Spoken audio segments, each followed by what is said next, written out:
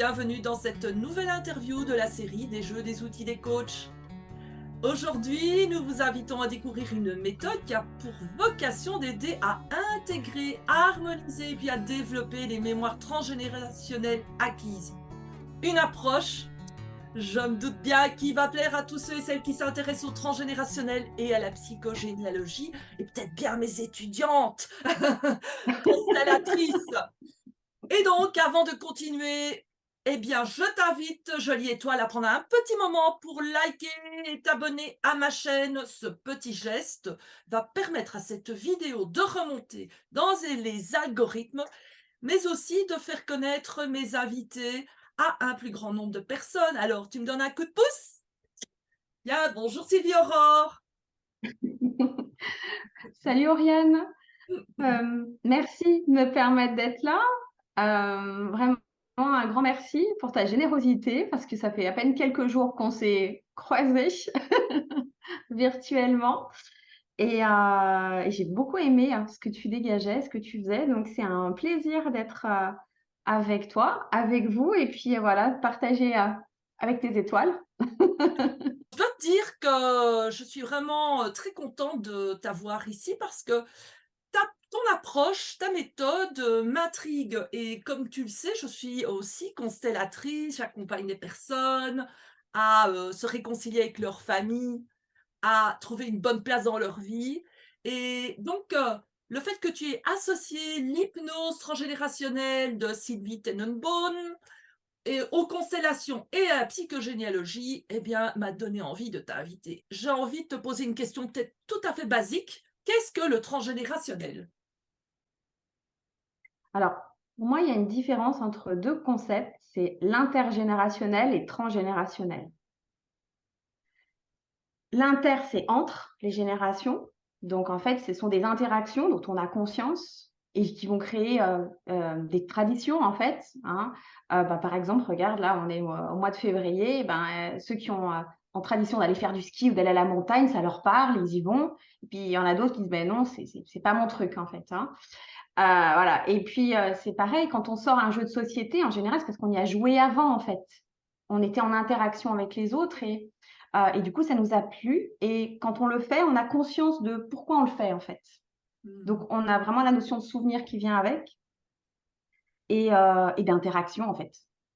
Mmh. Donc, il peut y avoir de l'intergénérationnel sur des générations, parce qu'on s'est transmis voilà, des habitudes, des choses qu'on aimait et qui nous tenaient à cœur. Hein. Donc là, c'est tout à la conscience, en fait. Et on a le transgénérationnel. Alors, trans, c'est au travers de. Donc là, on passe vraiment dans le monde de l'inconscient, c'est-à-dire vraiment des programmations dont on a hérité sur les événements qui se sont passés dans les générations précédentes.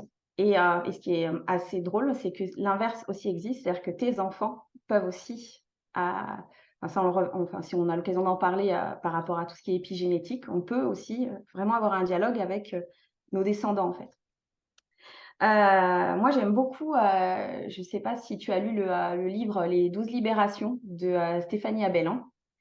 Elle explique cette notion de transgénérationnelle en disant qu'avec les événements qui est arrivé à nos aïeux, ça a créé comme des réveils. Mmh.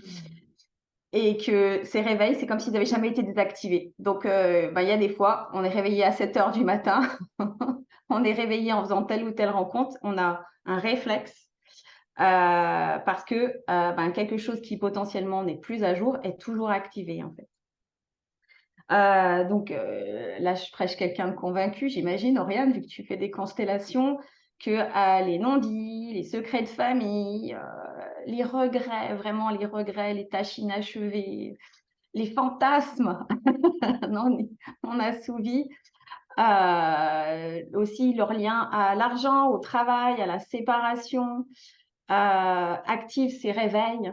Voilà. Et il y a des réveils qui peuvent être vraiment très très puissants. Là, on a assisté à des réveils puissants, par exemple avec le Covid. En activant certains mots, ça appuyait sur des mémoires énormes. Voilà, quand on disait couvre-feu ou quand on disait, guerre, et ben, en fait, il y a des personnes qui ont été tétanisées alors que bon, on avait Uber Eats, Netflix, voilà, puis qu'on n'était pas fusillés après 18 heures si on sortait. Mais les réactions ont été fortes parce que ça allait chercher des mémoires transgénérationnelles. Et d'ailleurs, je pense que tous ceux qui travaillent là dans les constellations, dans la psychogénéalogie, dans le transgénérationnel, ils vont avoir un boulot énorme. Parce que en fait, là, on arrive vraiment à un moment où tout sort. Et si on ne va pas traiter ce transgénérationnel, on ne pourra pas savoir dans quelle direction on souhaite vraiment aller, en fait. Mmh. Voilà. Puis il y a le fait de reconnaître les mémoires et reconnaître les expériences aussi pour, pour pouvoir ne pas les reproduire, hein. Et à la rigueur, tu vois, dans ma méthode, on parle d'exploration des ressources inconscientes et transgénérationnelles. Il y a le fait que souvent on prend l'héritage comme étant un boulet, alors qu'en fait, bien vu ou vu sous un autre prisme, c'est un héritage puissant. Donc il y a vraiment la notion de l'harmoniser. Voilà, donc c'est ça pour moi la différence entre, inter et transgénérationnel. D'ailleurs, c'est franchement, bravo, pour, cette manière de voir les choses, qui me parle vraiment. Et d'ailleurs, j'ai une vision qui vient, c'est que c'est comme si notre humanité arrivait à un moment où le vase, émotionnel transgénérationnel était arrivé à son maximum et que là, bah, il y a, effectivement, partout dans le monde, par exemple, là, je suis une formation en ligne, qui s'appelle, Ancestral Healing et il y a plus de 1000 personnes qui suivent cette formation en ligne. Des personnes qui sont, basées, tout autour du monde, de tous les pays qui suivent cette formation et ça fait écho à ce que tu dis. C'est qu'on arrive à un moment où notre vase émotionnel est plein et que nous devons maintenant, beh, un peu le vider quoi, lui refaire de la place. Oui, puis Et donc, si tu as créé ta méthode, hein, donc, pour, nos auditeurs, c'est la méthode HÉRIT. C'est que tu as sans doute, été confronté à des limites, avec les méthodes que tu connaissais déjà comme, bah, la psychogénéalogie ou, les constellations, que tu fais aussi des constellations ou encore l'hypnose transgénérationnelle. alors oui, alors pour comprendre, il faut revenir à faut rembobiner le film plutôt pour comprendre quelle était ma démarche. Si je synthétise, en fait, quand j'étais enfant, j'avais des crises d'angoisse ou de panique, et personne n'arrivait à comprendre d'où elles venaient. Et on m'emmenait voir, chez des psychologues. Alors j'ai 45 ans aujourd'hui, donc là ça remonte un peu, à plus d'une trentaine d'années. Donc Dieu merci, la psychologie a quand même, évolué. Mais à l'époque, j'étais en face, de thérapeutes qui ne parlaient pas ou juste me demandaient: «Mais pourquoi ça va pas? Mais pourquoi ça va pas?» Et je n'en avais aucune idée. J'étais juste avec le doigt coincé dans la porte, voilà. Et on me disait: «Ben, voilà, non mais, c'est bon, elle a 2 elle a 2 parents, elle mange à table, ben, elle va bien». D'ailleurs, ça peut être aussi le dialogue qu'on a aujourd'hui, hein. Il y a plein de personnes, qui vont voir des thérapeutes, on dit: «Mais non, vous avez tout pour être heureux, donc soyez-le, en fait». Donc ça m'a vraiment, un peu, enfin, fâchée avec ce monde-là parce que je les voyais un petit peu comme des, parce que j'y suis retournée après plus tard, comme des chercheurs, en fait. Donc Mmh. c'est pourquoi ça ne va pas, mais alors le comment aller mieux, on peut toujours l'attendre, hein. Et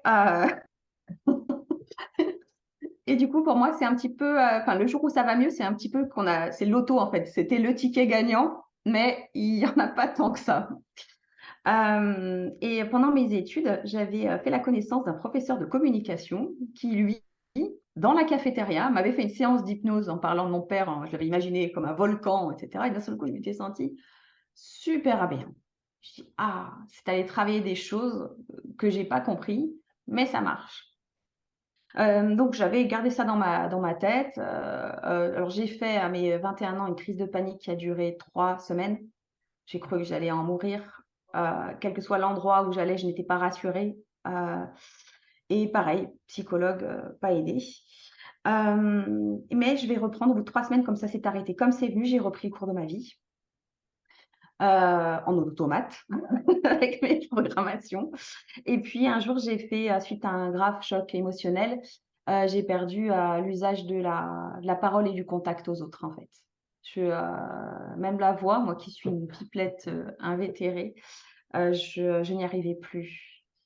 Et c'est par l'hypnose que je suis revenue à la surface et la danse, le corporel.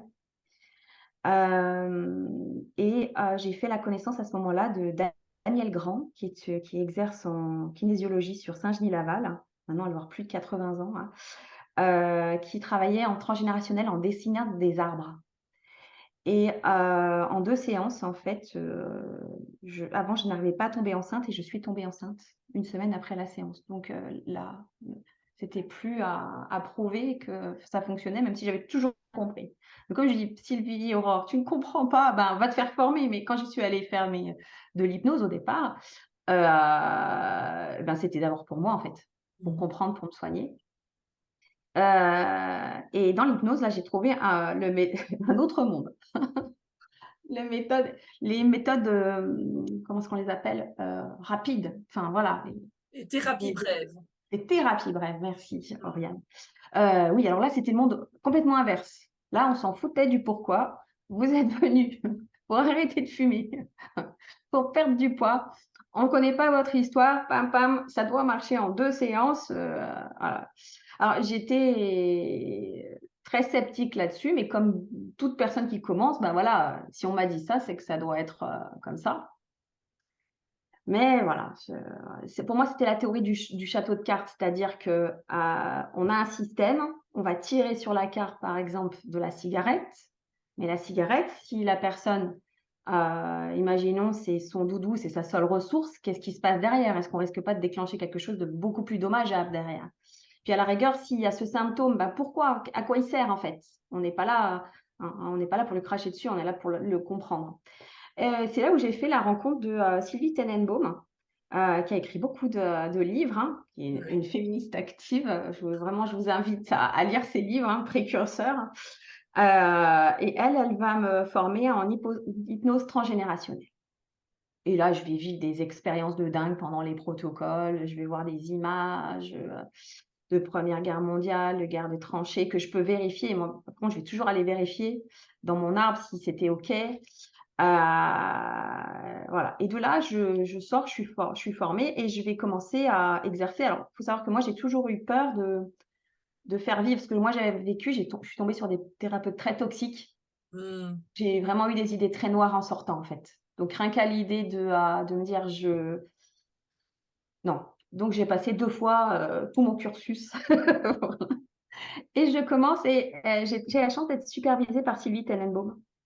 Mon premier client, le premier client que j'ai eu, en fait, Félix, ben, en fait, il faisait pas d'hypnose, il me parlait tout le temps. Il me parlait de son histoire et puis moi, inquiète, je vais voir, Sylvie et puis je lui dis: «Non mais, attends Sylvie, il m'a payé, je suis une voleuse, il m'a payé pour faire de l'hypnose et on fait que parler». Et elle me dit: «Oui mais, Sylvie, tu crois franchement que les gens, ils sont là pour un outil? Les gens, est-ce que tu as trouvé vraiment un endroit où on t'écoute pour de vrai? On note ce que tu dis et tu vas pas répéter 50 fois les mêmes choses, tu es vraiment entendu?» Et là, ça m'a fait tilt parce qu'en fait, effectivement, combien de fois j'étais allée chez un psychologue qui me demandait la même information et qui connaissait toujours pas mon environnement et donc du coup, ça n'avançait pas, en fait. C'était aussi une des raisons pour lesquelles ça n'avançait pas. Donc avec Félix, j'ai commencé à griffonner un arbre, des petits schémas sur le côté pour noter tout, son chien, son voilà et savoir, au niveau système, qu'est-ce qui se passait. Et ça a duré quand même un sacré temps parce que ça il défiait enfin, par rapport à l'hypnose, on nous disait: «Si on a un bon thérapeute, en 2 séances, c'est fait». Ben, il est venu pendant 1 an pratiquement toutes les semaines. Voilà et j'arrêtais pas de demander à Sylvie: «Mais quand est-ce que» elle m'a dit: «Non mais c'est bon». Non, elle dit: «L'écoute, c'est avant tout ce qui est, thérapeutique». Voilà, alors partant de ça, après, j'avais quand même moi la base aussi d'hypnose. Je voulais qu'il y ait des résultats. D'ailleurs, j'ai jamais appelé les personnes que je recevais des patients parce que ce terme m'énerve. Parce qu'on peut toujours attendre qu'il se passe quelque chose. Client, j'étais pas à l'aise avec non plus, hein, ça donnait un côté un peu trop mercantile, mais moi, client, il payait au moins pour un service. Voilà, et ça m'engageait. en tant que thérapeute, voilà. Et j'ai commencé à finalement, avec mon système de vouloir capter toute l'information, le référentiel le plus rapidement possible, j'ai commencé à inventer une nomenclature et à faire un arbre de vie, une ligne de vie en même temps et arriver à créer un outil qui permette de voir très rapidement les concordances. Et puis du coup, si je revoyais pas quelqu'un pendant 2 3 ans, plaf, je sortais le référentiel et c'était bon. Hem, donc c'est là dont, j'ai commencé à créer des supports et une nomenclature particulière parce que, j'imagine que tu as déjà fait un génosociogramme ou sociogénogramme. Mmh. En fait, c'est pas forcément évident de le poser, rapidement. En plus, il est limité aussi en termes de, si on reprend vraiment celui de Anne Ancelin, à la base, qui est la créatrice de la donc du coup du génosociogramme. En fait, il est pas à jour. Par exemple, il y a beaucoup de nomenclature, c'était de la tuberculose. C'est enfin voilà, c'est par rapport à nous, il manquait, une mise à jour, un update. Et puis, j'avais des problématiques parce que pour moi, il était pas assez inclusif Mmh. aussi. C'est-à-dire qu'on pouvait pas intégrer, voilà, l'homosexualité était pas facile à intégrer, les personnes transgenres non plus, les amants non plus aussi. Les familles recomposées. Maintenant, voilà, les familles où il y a 2 mamans, où il y a 2 papas, mais où il faut intégrer aussi, la famille biologique. Mmh. Donc c'est connecté à plusieurs arbres. Donc en fait, j'ai créé un format qui permet de connecter à plusieurs arbres et une Magnifique. ligne de vie. Mmh. Mais pour moi, je faisais rien d'exceptionnel en fait. Je griffonnais, et puis, j'avais de plus en plus de monde et le problème, c'est quand je les adressais vers d'autres personnes, en fait, elles me disaient à chaque fois: «Ben, elle est très bien, mais elle travaille pas comme vous». Donc là, comme moi, j'avais vraiment au bout d'un moment trop de monde, j'ai voulu transmettre, voilà. Et c'est là qu'est née la méthode ERIT. Donc j'ai créé un coffret avec, voilà, un dossier où tu peux créer l'arbre, tu peux créer la ligne de vie et puis, aussi, mais ça aussi c'est pour le au début c'était pour le fun, parce que j'ai une amie qui s'appelle Valérie Loriol qui est une artiste et j'adorais ses dessins. Donc du coup, je lui ai demandé de me créer tu vois, des cartes. Donc j'ai des cartes transgénérationnelles aussi qui aident à faire, voilà, des tirages à faire parler. Alors, je fais pas de la cartomancie, hein, mais tu vois, du coup, ça peut parler de l'abondance, de l'amour, des secrets, des non-dits. Il y en a une que j'aime particulièrement aussi, là, c'est pareil, voilà, tu vois, elle dessine la femme, Ah oui. c'est Mmh. coloré. Et du coup, au début, je prenais ça pour un gadget, mais en fait, il s'est avéré que plus je transmettais et plus c'était, une aide. Tu vois, comme toi, tu te renseignes sur les outils, les jeux. Mmh. Et puis surtout, pour moi, ce qui était important, c'était que, on a chacun nos outils de prédilection. Et donc là, pour moi, Hérit, ça sert pas de méthodologie, comment dire? Comme ne faites que ça, et cetera. C'est que tu peux l'interfacer avec tout ce que tu veux d'autre, en fait. Ça sert de référentiel pour retrouver tes informations très rapidement.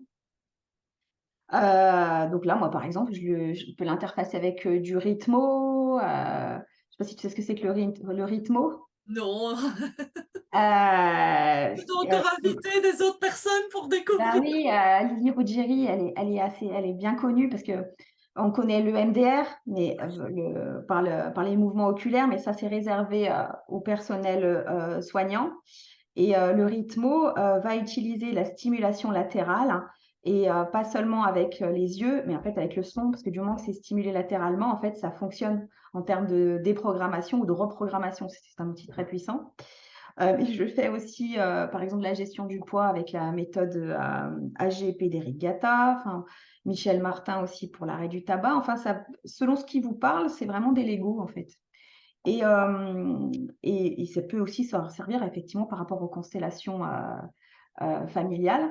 Après moi, les constellations telles que je le fais avec Erit, en règle générale, à moins d'être en formation, comme je suis en entretien individuel, je vais faire ce qu'on appelle des constellations internes et je vais aussi pouvoir me servir du support pour consteller et tout de suite savoir qui est qui, en fait.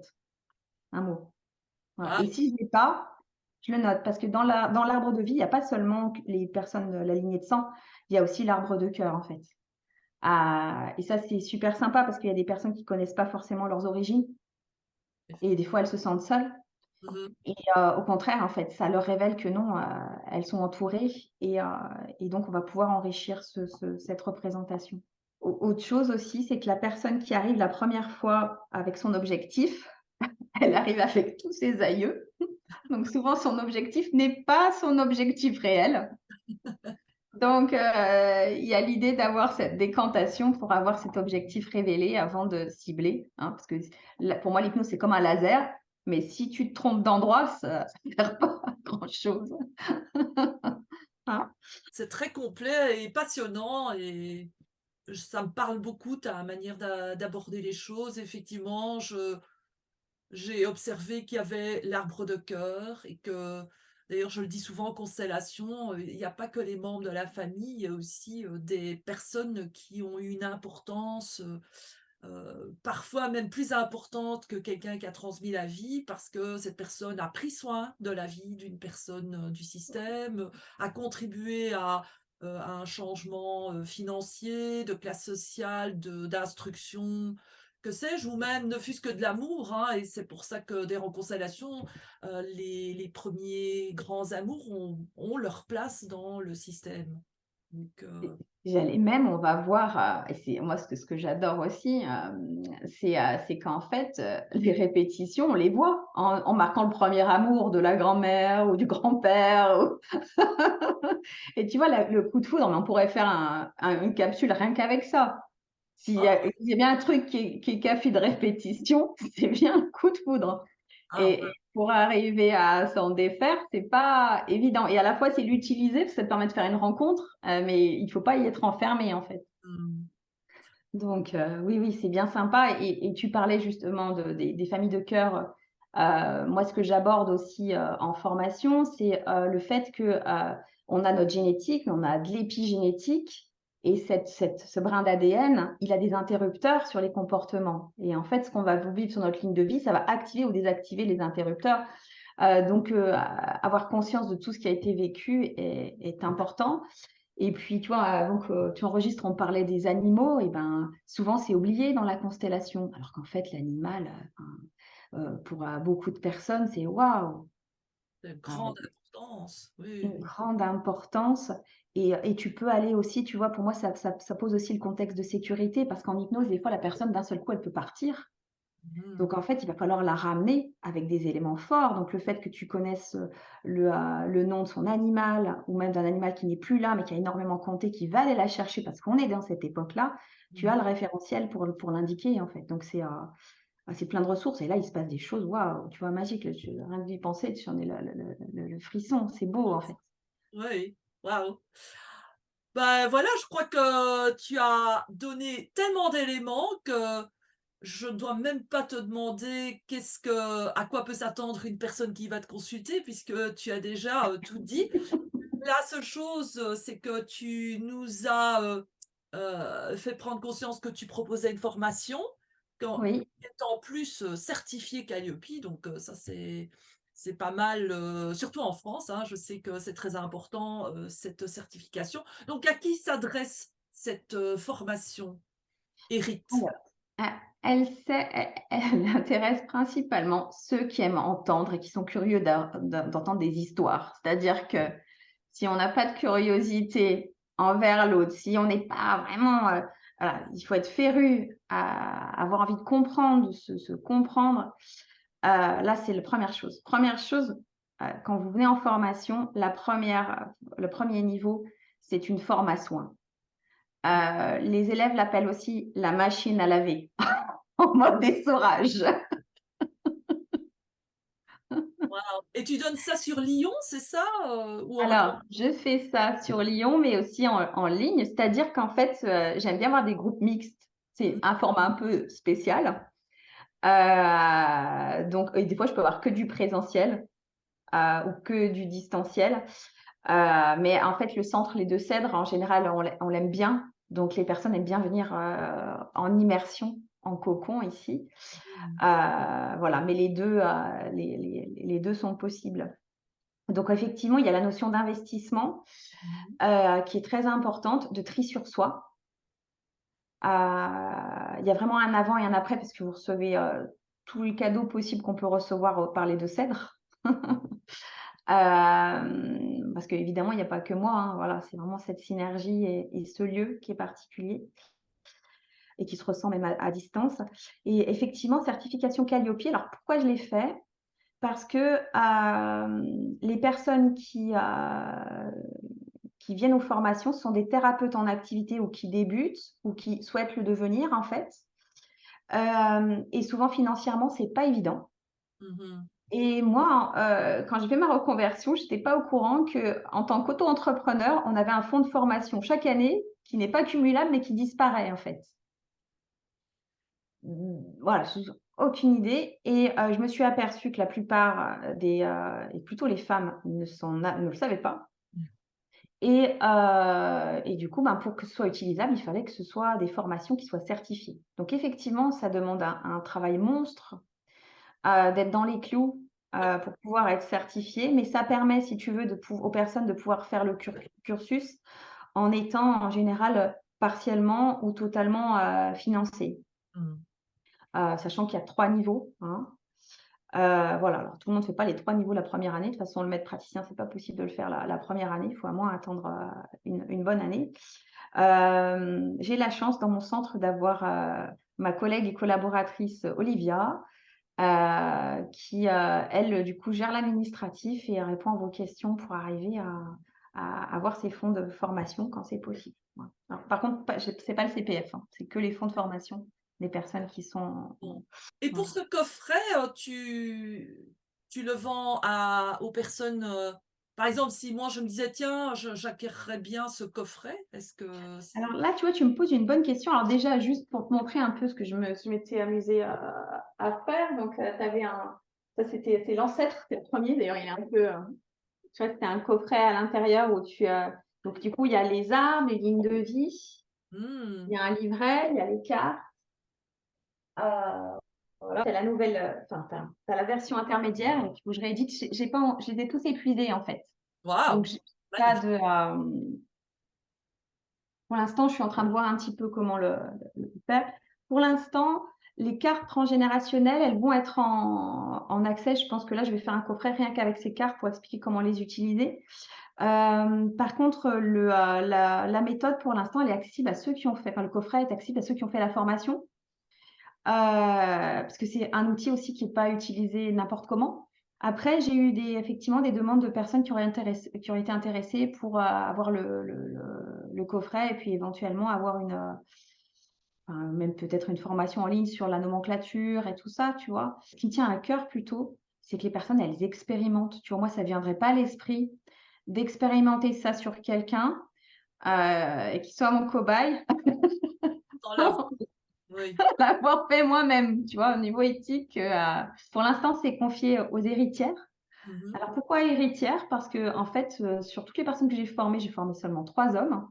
Donc pour moi, on est un peu comme dans le métier des sages, femmes. Voilà, Mmh. on n'est pas un sage homme. Donc ils sont tous, mes héritières. Ils sont, voilà, des étoiles voilà, bientôt je ferai un annuaire avec toutes ces belles personnes parce que voilà, je pense que toi et moi, on a quelque chose en commun, c'est dans le fait on est des interfaces en fait.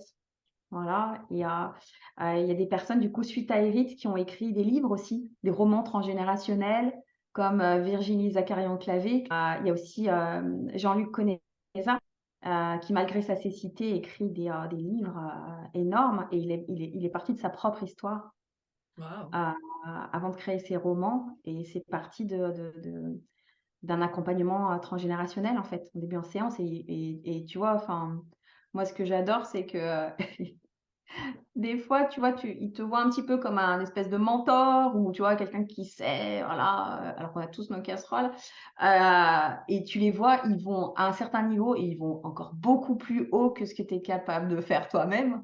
Donc je trouve ça génial, quoi, voilà Ah. et je vous invite à les découvrir parce que ce sont des très belles personnes. Eh bien, je me réjouis de les inviter dans le futur sur, ma chaîne. En tout cas, je voudrais te dire un tout grand merci. Pour les personnes qui souhaitent, aller plus loin, beh, Le lien du site passe ici en dessous de la vidéo. Alors, merci Sylvie Aurore d'avoir accepté de faire cette interview et de m'avoir permis de te faire connaître ainsi que ta méthode Hérite à ma communauté.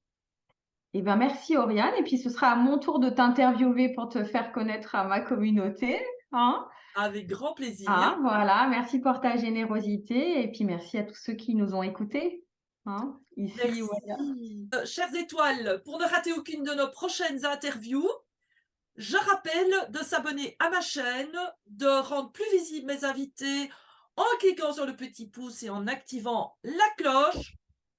Et puis surtout, surtout, partagez cette vidéo avec vos amis. Pour vos amis, ils vous en seront reconnaissants parce que peut-être qu'ils sont à la recherche d'un outil, d'une méthode pour se reconnecter à leur sagesse intérieure et vivre une vie pleine de joie, libérée, en bonne santé. Et nous vous disons au revoir, à très bientôt pour d'autres jeux, d'autres outils, d'autres méthodes, d'autres chemins d'exploration qui permettent d'accéder à la sagesse intérieure et à la créativité. Au revoir! Au revoir à tous.